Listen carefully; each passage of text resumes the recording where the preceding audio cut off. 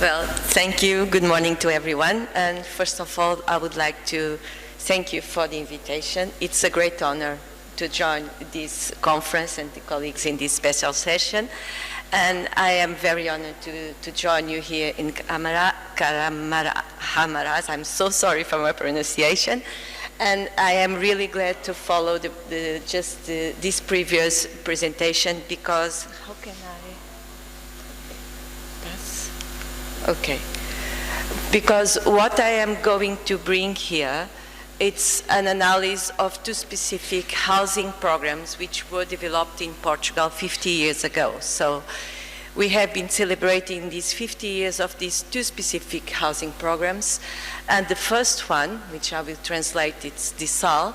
It's a contemporary from what was just introduced in the previous presentation. So it's a program that came out from the students' riots in the end of 60s, in the final of the 60s, beginning of 70s. And the second housing program, which is correlated to another issue, which was providing housing in a very fast manner to shelter people, a population of Portugal, which had come from the colonies. And we arrived in Portugal without housing provision at all. So these are two very different housing programs. The first, which focused on the participatory program, very close to what was experienced in Turkey and in many, many other countries. And the second one, which introduced in Portugal the prefabricated processes and which stimulated industry and new materials to be employed in Portugal. And both examples are still alive in Portugal, and the population which was rehoused in that specific housing programs are still there, and these are the ones that I have been studying with my students for the past 2 years, and I will show here some of these examples, but mostly focus, as it was requested, on the process, so we can compare the process and see the two situations. So let me go just a little bit back.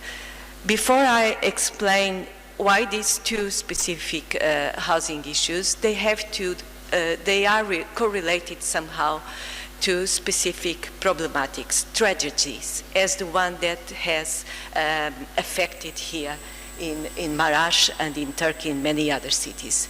We don't have an earthquake, but we had other environmental threats which affected the population lives and demanded new housing structures to do that. And the post-disaster solution for that situation were these two specific housing programs. SAL, a community-led participatory program which promoted the development of the housing cooperatives in Portugal, which unfortunately they are not so active anymore. And the second housing program which introduced the modular housing as a fast solution, and which promoted also the industrial development in this front. And then, thirdly, to finalize, I will show how important it is to involve students into this. It is because I've been working with students, but also those that were the architects involved in the first program, there were students, architecture students in the end of 60s, beginning of 70s, that saw in here an opportunity to intervene. And that's why it's also important to see into this. So just to introduce, this is a case studies that are located in Portugal, but I am sure that they share many things in common from what was happening here. And the region where these programs were implemented, they were implemented from north to south Portugal. So you will find SAL and car housing programs all around. The ones that I will focus in here are the ones I've been studying with my students, are the ones located in the region of Lisbon. Why are they important for here? If we see this image on your right-hand side, you will see the location of the most catastrophic situations that have occurred in Portugal since 1960s, for instance. In blue, what were the major floods that affected cities, towns, and killed millions of people. And in red, some seismic situations, but also in 20th century, but which I will not focus on this. I will focus on the region Lisbon, which was affected mostly by the floods, because housing in bad conditions were built along the water basins and water streams. So in Portugal during 20th century, we had these very main environmental disasters, floods and an earthquake in the south of Portugal. And the territory which I will focus is the Loures municipality, which is next to the municipality of Lisbon, but which is crossed by River Tagus, which arrives in Lisbon, and was the place where the majority of the death casualties have occurred nearby in 1967. Let me explain what was happening in the end of 1960s. As it was happening in Turkey, and it was happening elsewhere around, there was a very big political tension elsewhere. We were in Portugal living at the time under a dictatorship. University students, as in France, as in here, they were fighting for their rights. They were fighting for life and better conditions and for the democracy. And housing was an issue that really linked all the community, including architects, doctors, pharmacists. Many disciplines were involved in this. Two architects at the time, and with the people from the north, from Porto, from Lisbon, elsewhere, in the chambers of architects, they have surveyed in Portugal which were the housing conditions at the time. And they came to the conclusion that the amount of precarious housing built in Portugal was huge, and that was very much related to the number of casualties that happened when the floods from 1967 occurred. This housing survey was important because they connected facts. Environmental facts and social and economical events are interrelated, and disasters can have different impacts depending on the housing conditions. And this is exactly the region of Lisbon, and in orange and red, all the precarious housing that the survey shows that it was happening around in Lisbon, and where you see in the northeast of Lisbon region, where the majority of the bad condition housing was located, it's exactly where the major situation of the flood situation impacted on the number of deaths. Architects were, as the other community, all the students, all the university students and the population, when the night of the event of the floods occurs. So this is the municipality of Loures in greater detail, again in red, in 1967, in the end of 1960s, the precarious housing where they were located, and the water basin, which subsidiary from Tagus River, where they were located, or where we can see the majority of the casualties was in there. So people, when this situation occurred, what we had in Portugal was a big problematic of housing shortage. The government was involved on promoting social housing, but in the majority of the cases, this was located in the city centers, in the big metropolitan areas, in some medium-sized cities, but in city centers.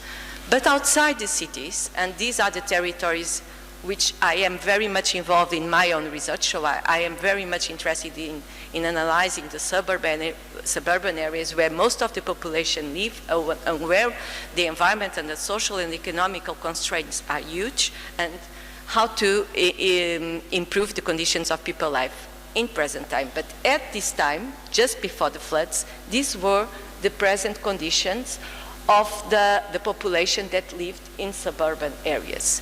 We were assisting for the exodus of the people that were coming from the rural areas into the urban areas and didn't find any construction, any housing.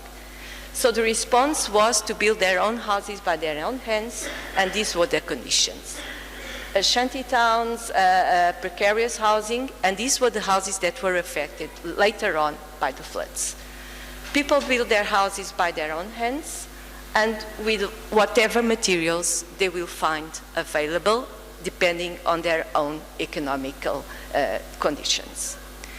When the night of, when 1967 arrived, these were the covers of the newspapers at the time.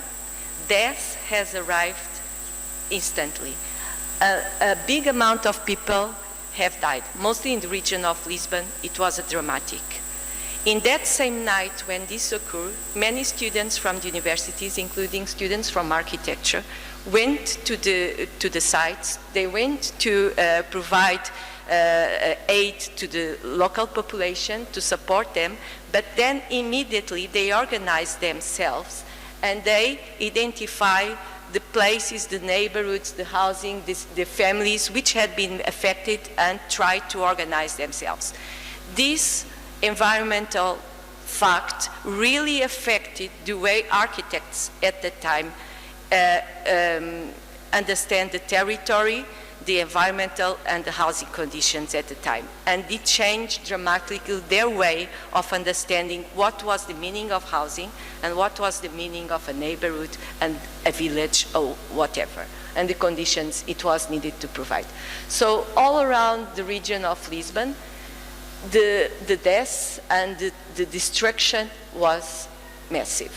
So having this first introduction about the disaster, the crisis that is behind this, the crisis was as environmental, according to the floods from '67, but also a social crisis. Housing pressure, demanding for housing, was a need, not just because of the quantity was not enough, because also the quality of the house was not the best of that. National housing shortage was a reality, but mostly on the metropolitan area of Lisbon and Porto, where most of the people that were arriving from the rural areas. But at the same time, we had a second phenomenon. We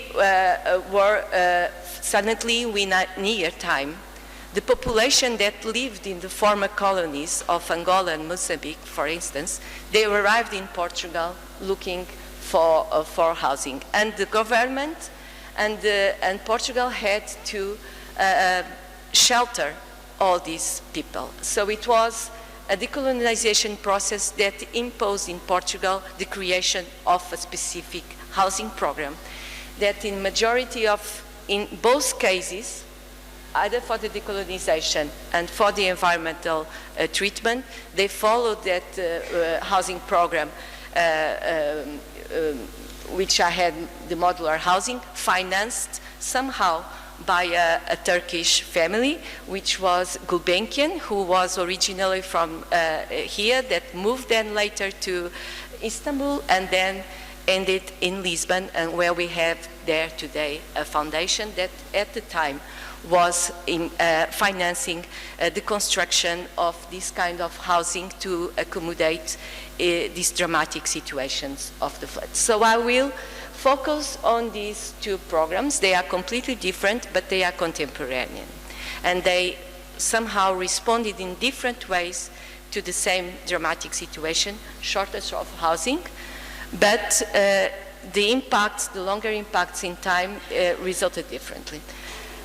This first one, which we can translate as a local ambulatory support service for housing to support the families.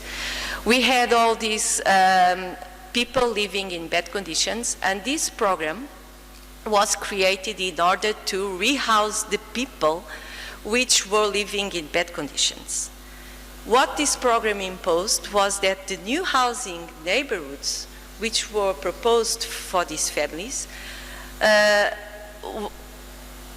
needed to be built exactly where those families were already living. So the notion of identity to the place was a priority in this program, the participatory process as well.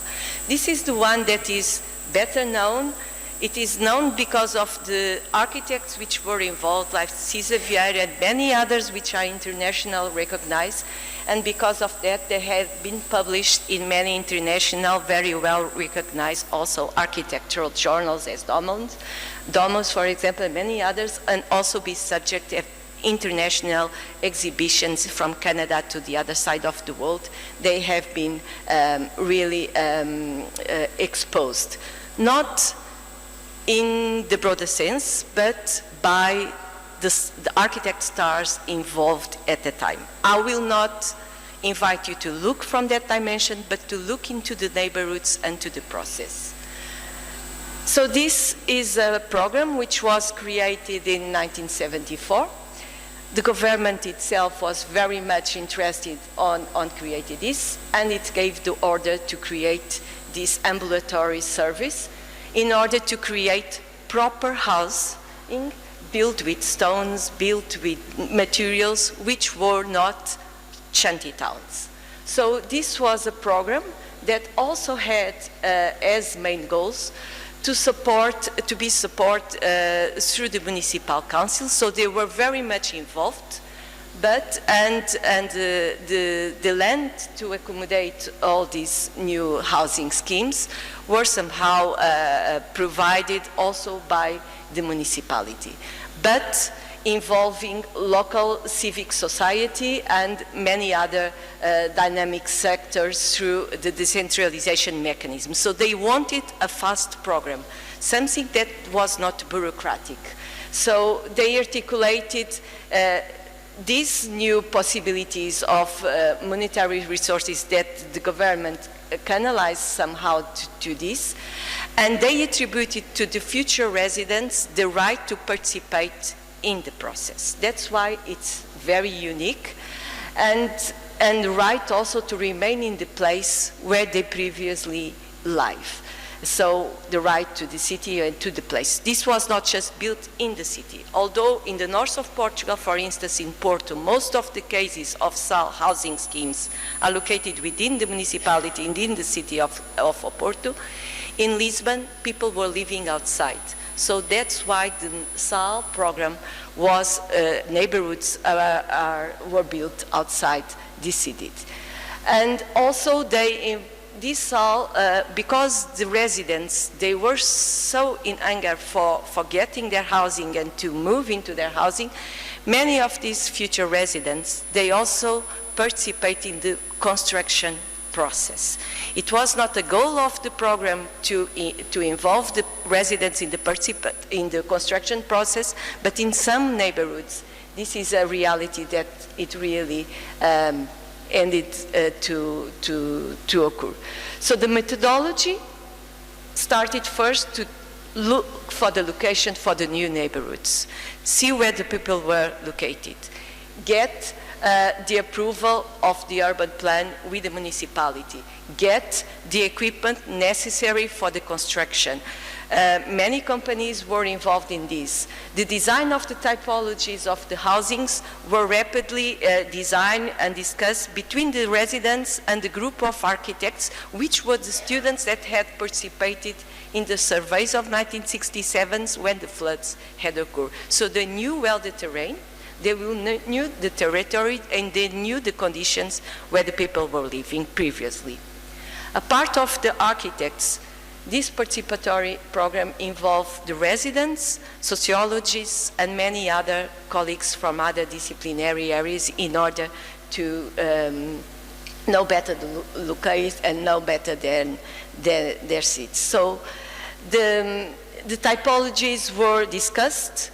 They were very well also informed about typologies which were being used, as was already said in the previous presentation, in Latin America. For instance, with what was being doing in Peru with Turner and many other architects, which were exploring new typologies of evolutive architecture. And some of these neighborhoods were an opportunity to test those new methodologies, but in some cases, they were changed according to the needs and the requirements of the population. So the residents, in order to do this, The housing neighborhood would only be approved, its plan would only be approved if the residents had been organized as an association. That was a requisite of this SAL program. So the association of residents, as soon as they were organized and recognized as an association, the plan could be approved. So this engaged the authorities and local residents in order to promote this program.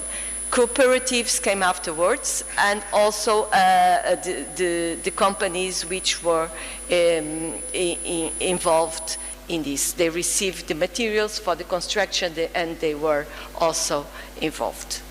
Not only the residents associated themselves, as the team of architects were constituted, as we can call, brigades.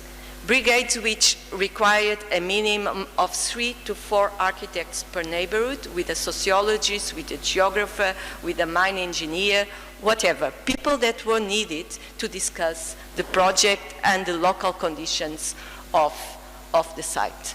So the activities that this included, so it was necessary to survey, but survey was fast. This was not a program that was operated during 10, 15, 20 years. This was something that was needed fast because we needed to eradicate the shanty towns which were there.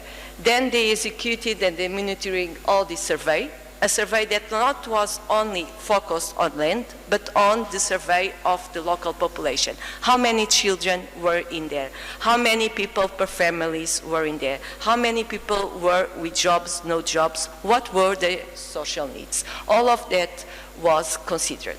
Then it came the technical condition, connections with the official bodies and public service. New equipments were needed to provide the daily needs for the population, schools, washing places for the clothes. All of that was somehow required and requested by the population. Then, after all of this, but everything happened at the same time, the projects were designed, the specifications were settled, and the estimates of the costs and works were done. Population was in there receiving the materials and directing, again, together side by side with the architects, supervising the construction work themselves. They were also involved in that circumstances. Then there was these technical advices related to the assessing the projects, the budgets. Municipalities were somehow involved. This is 50 years later, but most of this process are already in the archives of many municipalities, and this is the work that I've been doing, looking after this documentation and interviewing still the residents that live in the neighborhoods and the architects. Some of them have passed away already, but the ones that are still in here, they can share the memories of this process, and this is what we've been doing. So the process, as I told, it was to identify the areas of intervention, ensure and encourage the creation of local construction brigades. None of the neighborhoods would be built if a brigade was not built, and the association of, and the coordination and monitoring of the work was by the different brigades was very important. And this really shaped somehow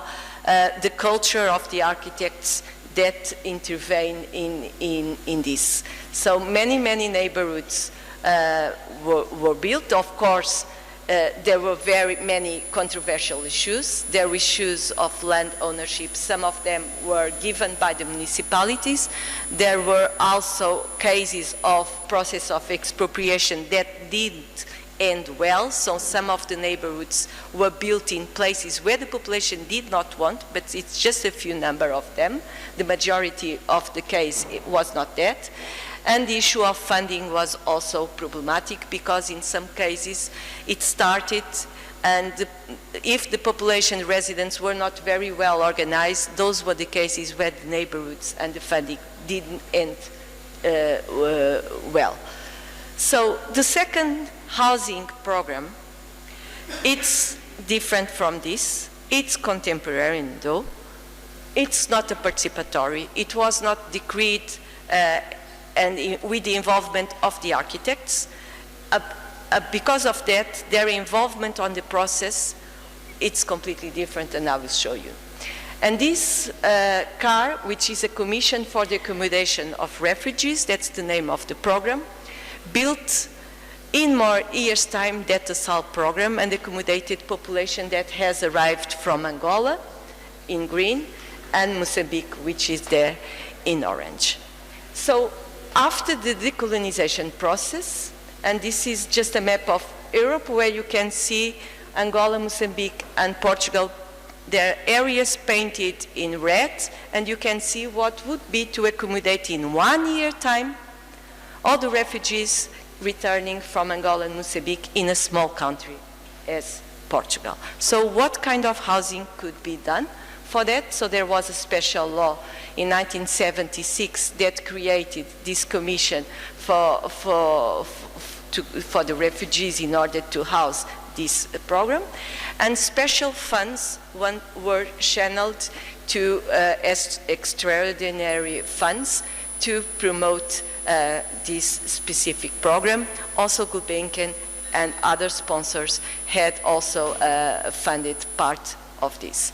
So the objective of this specific housing program was to build as fast as possible to accommodate the people that were coming from abroad, from the continent of Africa, and had no ties at all to no families in Portugal. So they came, and the process is completely different. So the minister chose to create its own structure, so it was not correlated to the chambers of architects. And instead of using the housing development fund as it has been used in the SAL program, it was the Chamber of Architects and this housing development fund, the architects which were working into such fund that worked in the previous program. In this case, they were not the same architects. What happened? It was that, again, expropriations occurred, and the local councils, municipalities took the responsibility to identify the land where these new neighborhoods would occur. In here, we didn't have the obligation of locating people because they were not from there. So most of the bad examples we have from here, it's because the identity to the place really took much, it was much problematic in this case.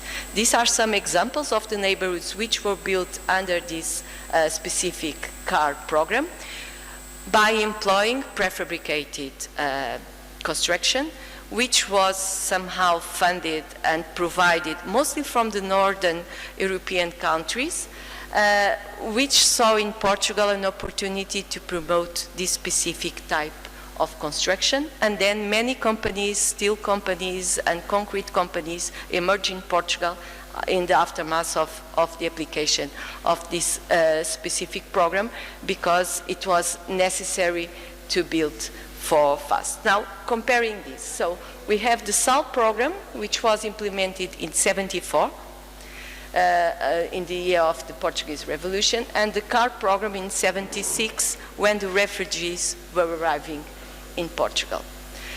The first one lasted for a 2-year program, and it was massive, and it involved all the population. And the second one, it lasted for 8-year program until all the refugees were finally sheltered.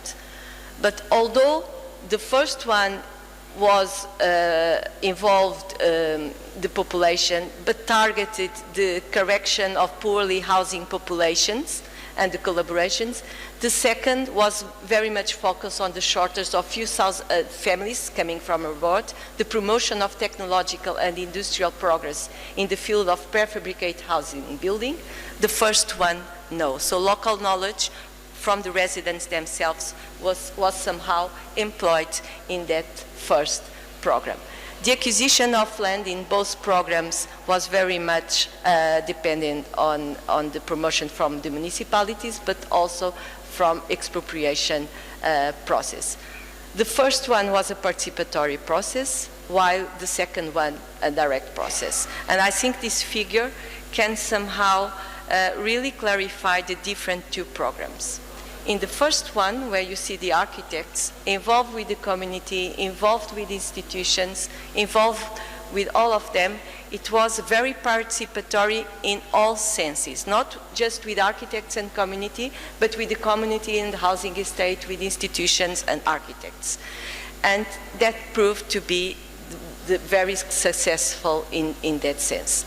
The second one, the architects were only involved with the construction companies. They were telling what needed to be designed, what needed to be done, but the institutions, the housing estate, and the community, they never exchanged their knowledge, ideas, demands, requests among the architects. Now going to the end and to finalize, so after these 50 years of experience in Portugal, most of these neighborhoods are still there, people are living in there.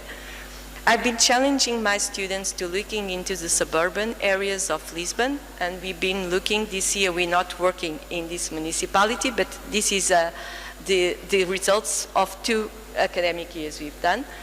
And what I do with the students at the first stage is we go to the site, we see the present conditions, how people live, we do the interviews, we speak. Some of the students, including, go there daily. But we also visit the municipal archives in order to retrieve all the documentation, all the process which were correlated to them. And these are the students in the municipal archive of Flores 2 years ago, examining all the letters demanding for housing, women crying for give a shelter for their families, letters wrote to the president, to the wife of the president of Portugal at the time. It's really heartbreaking, all the stories behind. What we do is we analyze the projects, we analyze which were the planning principles behind the construction of the housing, and how are the housing neighborhoods 50 years later. And after this experience, which was very rich for the students, although the students knew well the SAL program, because we have the star architects which were involved in that process, they rarely knew about the CAR program, which they really got engaged. And in the end of this, what we decided to do is go back to the municipality, invite the residents, and for the residents to show and to see and to analyze what the students had been working for during the academic year.